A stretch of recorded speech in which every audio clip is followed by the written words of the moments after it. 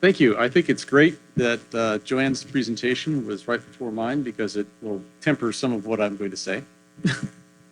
Okay, so we all had COVID stuff that we were working on, and one of the things I was trying to pursue was some sea level rise modeling. So I had a bunch of data for coastal North Carolina, and I thought, well, let's start comparing the sea level rise data that NOAA puts out to what is in the North Carolina as far as the LIDAR data. So why do we care about sea levels, Fish and Wildlife Service? Well, we've got a lot of refuges on the coast, and almost all of them will be impacted to some extent by sea level rise. And besides the refuges, we also have a lot of conservation lands and the species which depend upon both of those for essential habitat. So yeah, we care what happens. Especially in the case of the past, this is an overview of study I did a little while back about looking at the original NWI shorelines, which were based on USGS quad sheets from 1949, and then the NHAP data from 1982, and then some Sentinel-2 data. I did some water detection with and just compared to see how much erosion and other ways that the shoreline has been lost, the area that now where Alligator River Refuge sits right now. So, as I could say, 22 square kilometers, most of that in the past 40 years is gone.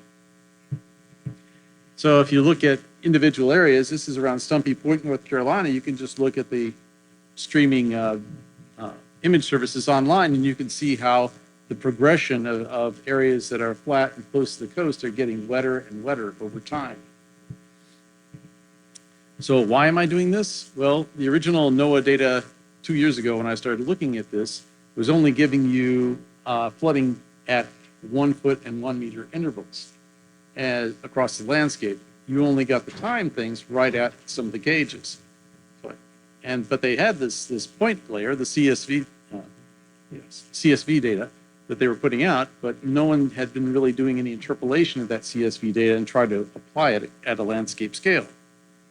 And if you need to know about how to plan for resiliency to sea level rise, you've got to have time-based data to be able to see, okay, under each one of those models, when do I have to worry about things?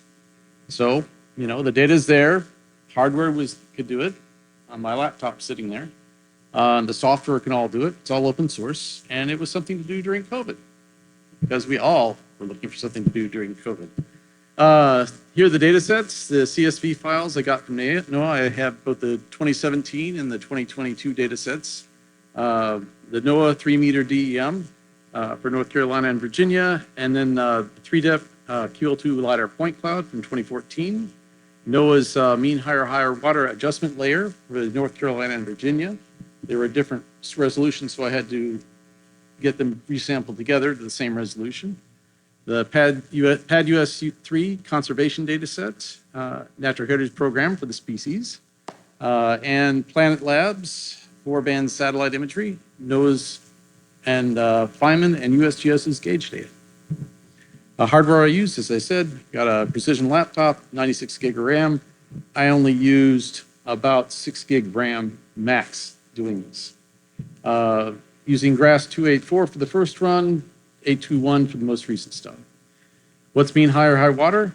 It's a tidal datum, and that is what the sea level rise data is reported in, is in centimeters mean high water.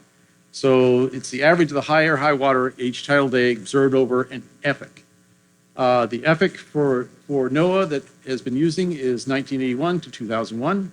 I went through and recalculated this for just the year 2020 using NOAA's website and the available gauge data.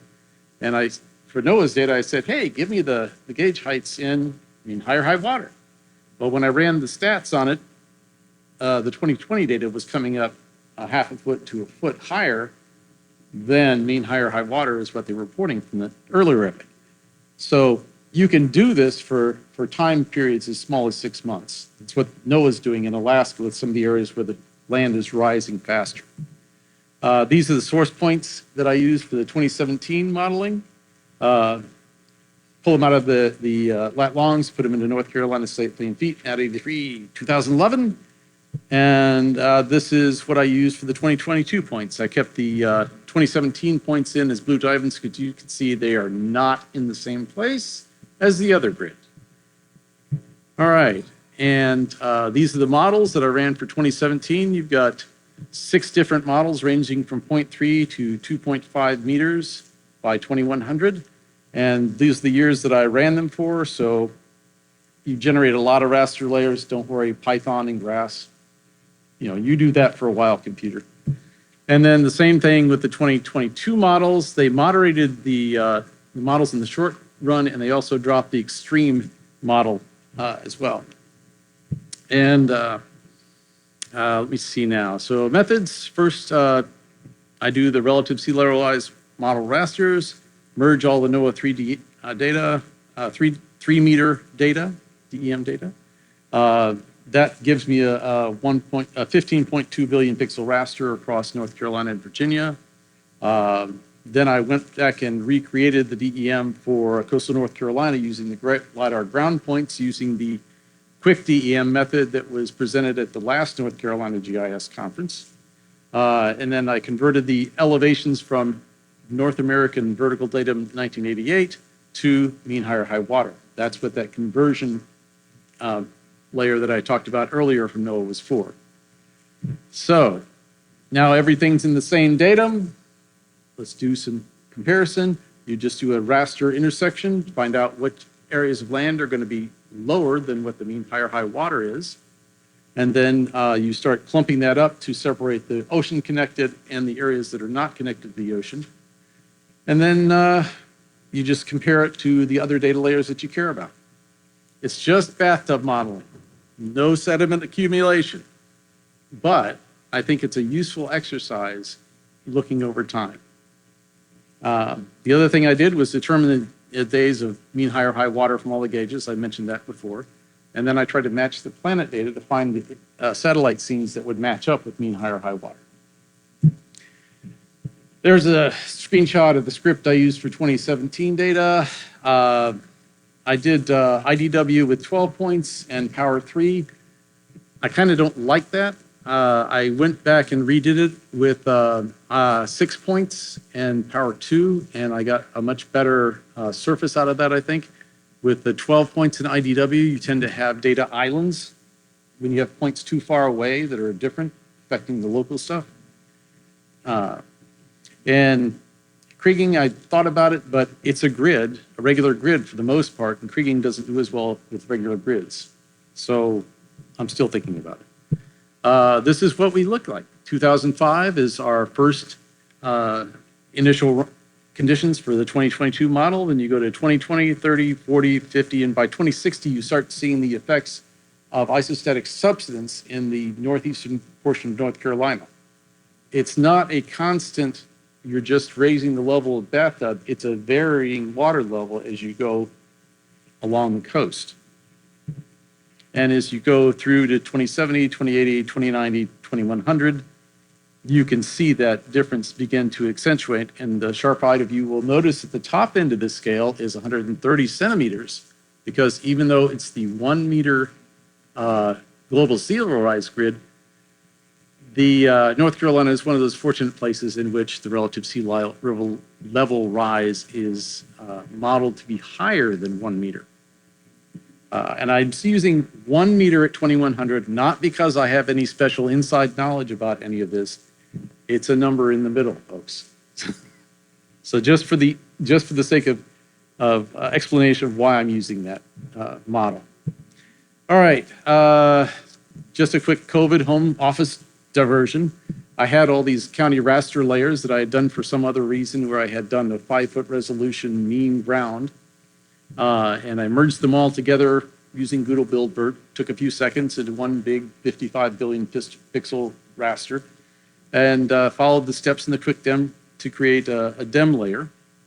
And then I used that against the 2017 model to calculate the inundation extent. Now this works, quick dem method seems to work well for terrain and impoundments, but not for double line drainages. I'll tell you that right now. The 22 model has come out. I have not had the chance to compare that dem to the 2022 model yet. So this is what the input ground LiDAR looks like, and then the final DEM is on the right there. All right, and this is why it makes a difference.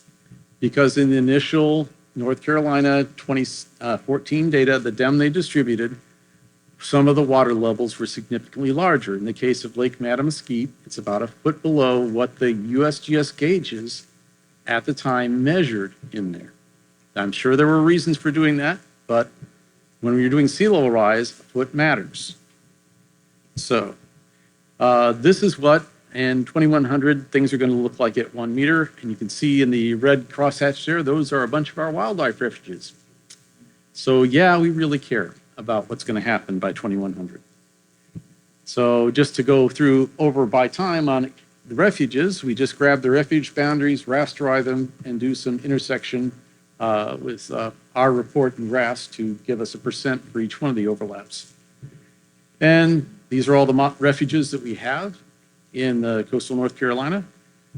And this is what Alligator River looks like 2020 versus 2040 under the 1 meter one.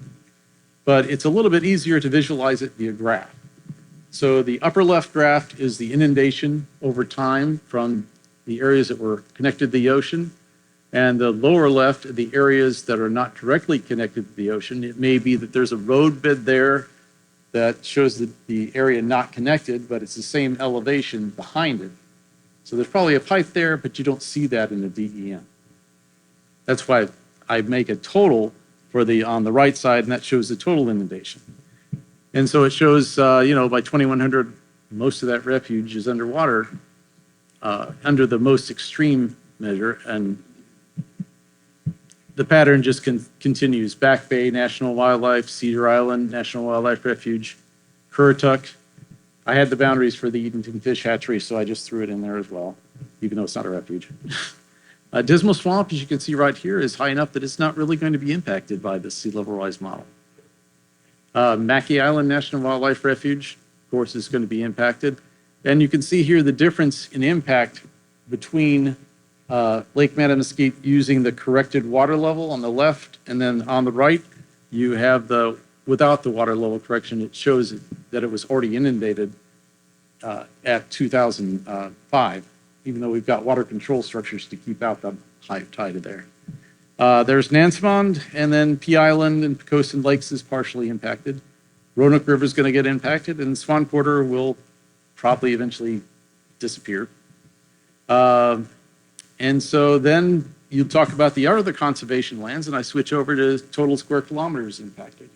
So if you look at the different timelines, you can see how many total square kilometers are going to be impacted at every time step under every model.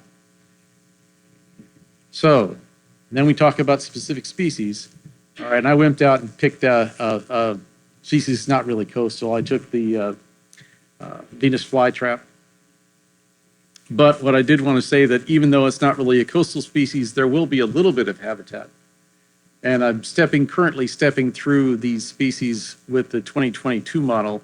So I just threw this one up there to show you the same kind of thing that I was doing with the refuges and the other things. I can give you the total square kilometers of the range that I get from the Natural Heritage Program for their element occurrences and see how it's going to be impacted over time. So let's zoom in a little bit and look at, once again, at that area of Stumpy Point. And there's that little thing. And then I just have the 2010 imagery comparing it to 2017 model.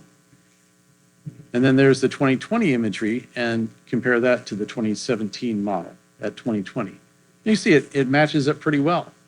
And this is using the 5-foot DEM that I use the quick DEM model on. Now, if you go to the 2022 model, using the 3-meter NOAA DEM, doesn't quite match up, and that partially may be due to the way the DEM is constructed using the tins, triangles.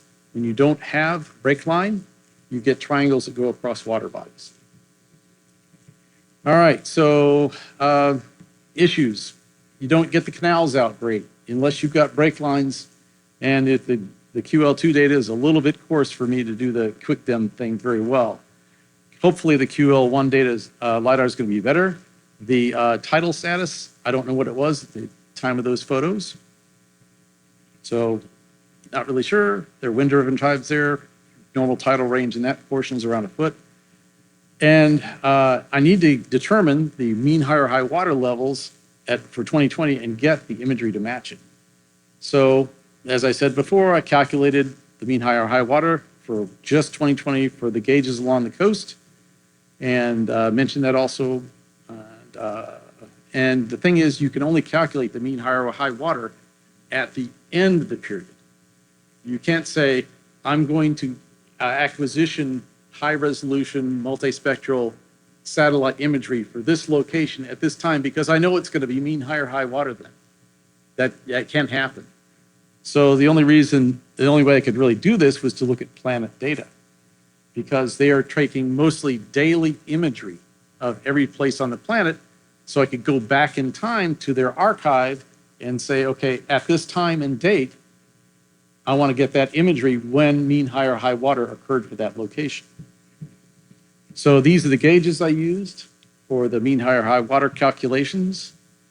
And I used the NASA Commercial SmallSat Imagery Research Program to access that data. And I would go within an hour and a half of the gauge height with the mean high or high water within 1/10 of a foot. If I had a photo within an hour and a half of it, then I would say, okay, this is acceptable. Most of the time it's 1400 and 1700 Greenwich Mean Time. But the problem is with the normalized difference water index, not too great with turbid water. What do we got in estuaries? And,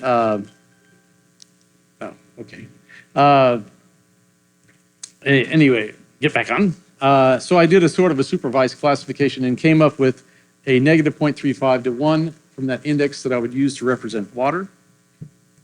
So these are the initial planet satellite image locations that I've got so far, trying to match up with areas that are close to the gauges. And this is what the normalized difference water index looks near Southport, North Carolina from January of 2020. And then if I do just recode that to be water, non-water, then this is what it looks like. Then you compare that to the 2020 relative sea level rise, median 1 by 2100, time step for 2020. Looks fairly close, but on the other hand, it's kind of iffy. We're really at the beginning of the modeling period for these new models. The lowest of the low has a minimum of 6 centimeters. The highest of the high has 17 centimeters. So you're only talking about an 11 centimeter difference between the lows and highs in the models right now for the new models at 2020. And the vertical accuracy of the LiDAR data from 2014 is 9 centimeters. The QL1 data should be 6 centimeters, so that's better. And you've got more points, which I think will give a better determination surface, but you're still dealing with a very narrow window for just starting at the 2020. So what am I going to do next? Rerun the model intersections against the 1 meter dim from the 2020 LiDAR data. Limit the western end of the model because I don't need to go all the way in and on some of those counties. And that'll speed up the processing. Fix our impounded water bodies. If the impounded water body area issue is still a problem in the 2020 data, then I'll go back and redo the quick dem method on it.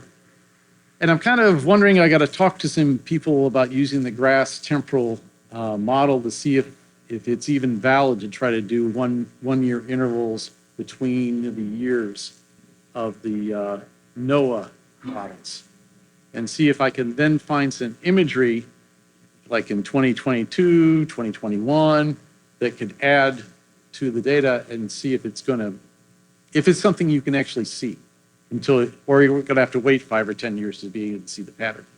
I also may go back to the 2017 model and see if I can match up to that, because we've got 2000, 210, and 2020, and I might be able to find something in there as well, even though it's been superseded by the 2022 model. All right, these are all the folks that gave me advice and data. They're all wonderful. And if you haven't tried GRASS, QGIS, and Google, you're missing out and wasting your time. Well, let's just say not wasting your time, but you could use your time more efficiently, in my opinion, personal opinion. All right, questions? Is it? Do I have any questions, or was that just too fast? I have a question. So you use, I know you're a big graphs, open Yeah. data person. Do you use strictly open Yeah, data sources? yeah. Dr. Hall, did you use open data to do your report as well? And Yeah, the thing I liked about the graphs is I could script it out and say, you go do that for a few days in the background while I'm working on my regular work. And it took up minimal CPU and memory to do a lot of this raster analysis. I was really surprised that doing, yes, sir.